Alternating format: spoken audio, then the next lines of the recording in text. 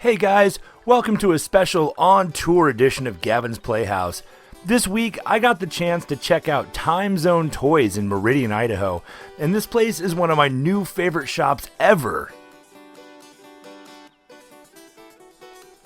I also got to do a short interview with professional cosplay model Jordan Ray, and even a trick demo with yo-yo master Dave Bazan. So don't touch that dial, or mouse, or smartphone, or whatever. It's so many toys.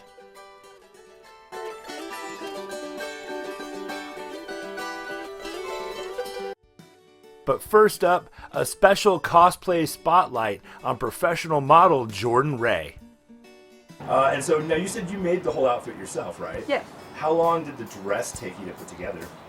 The dress itself, it didn't take the that robe, long. I guess, technically. Yes, it didn't take that long actually. What took the longest was hand embroidering this. You can see. Wow. Yeah. And how long would you say that the headpiece took you to build, roughly? Probably like 3 months. 3 months? Yeah. And you're making stuff, you're There not was paying attention a lot to of any of it. rage quitting. So is this the only costume that you do is Queen Amidala, or do you have other costumes? I have lots of other costumes. Is this your favorite, or what's your favorite? My favorite, it's hard to say. I mean, I've won a lot of awards with this costume, but I think either I have a Corvo cosplay from Dishonored and a Vincent Valentine from Final Fantasy. Oh wow, yeah, that's a great So those ones, just because there's so much detail in them.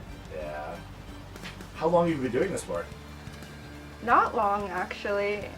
I grew up with social anxiety and stuff and never went to public school. Was kind of an outcast. And then I started doing modeling, and I'm like super into video games and anime and super nerdy, and I was so afraid to just like be myself in front of people because everyone expected this like really like preppy girl.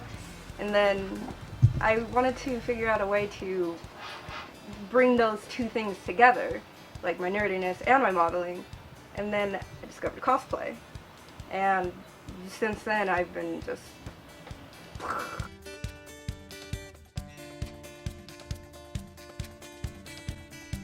So when I put the word out about shooting an episode on the go in Boise, Idaho, one place kept coming up amongst all of my nerdy friends, Time Zone Toys, so I had to check it out.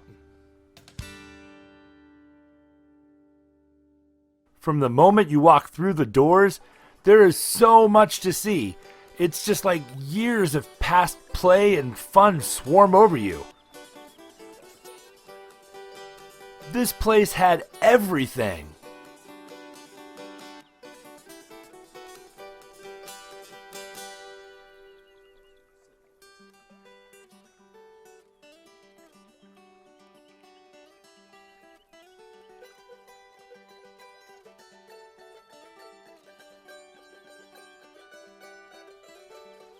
Including enough Star Wars merch to choke the Sarlacc pit.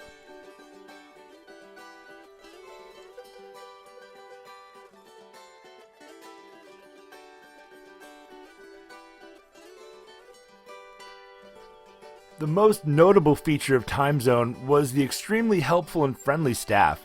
Unlike a lot of other collectibles locations I've been to, who tend to have that holier-than-thou attitude, Dave, the owner, was down to chat toys and regale of plastics past the whole time, and truly seems to take as much joy watching people lose themselves to their inner 10-year-old as we did being lost in this plastic wonder. Now, how long have you had this location here in Meridian? This is our second location, and we've had this shop in Meridian for coming up on 1 year, November 1st. Even with the amount of crazy stuff that's in here, you said you have a more focused store over on Chinden, right? Yeah, we have a 1,500 square foot location on Chinden in Boise, right on the border of Boise and Garden City.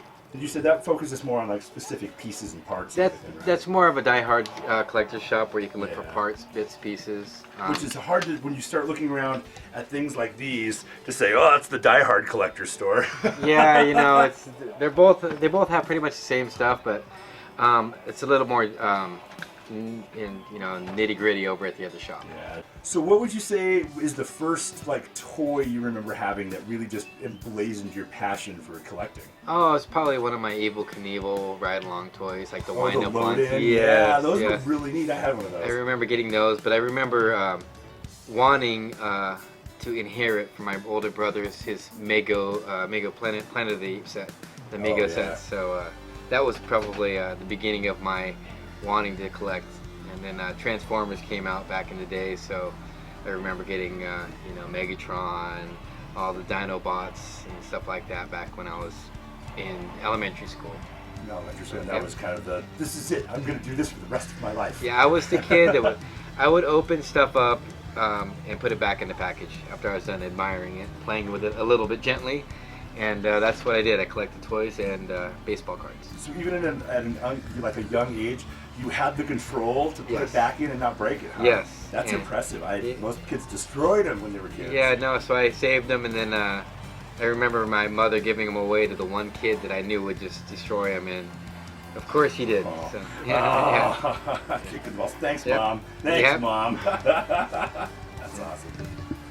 What would you say your favorite series or genre of comic book game, would be? Like, do you have that one go-to every time that gets you? I'm Transformers I'm into, but I'm more of I like the old Ghostbusters stuff, Gremlins, E.T., that era's kind of that was my favorite stuff to collect. Yeah. So how long have you been, I would say, a fan of just the nerd culture in general? I've been collecting toys my whole life, and I'm a professional yo-yo demonstrator and spin top world champion.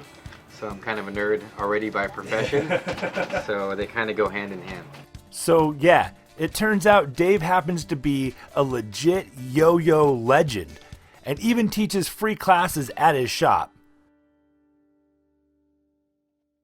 So if you're interested in yo-yos and or kendamas, Time Zone Toys is the only place that you can learn how to yo-yo and or kendama. Every Wednesday night we teach, and every Friday night we teach. So stop on by. We don't charge.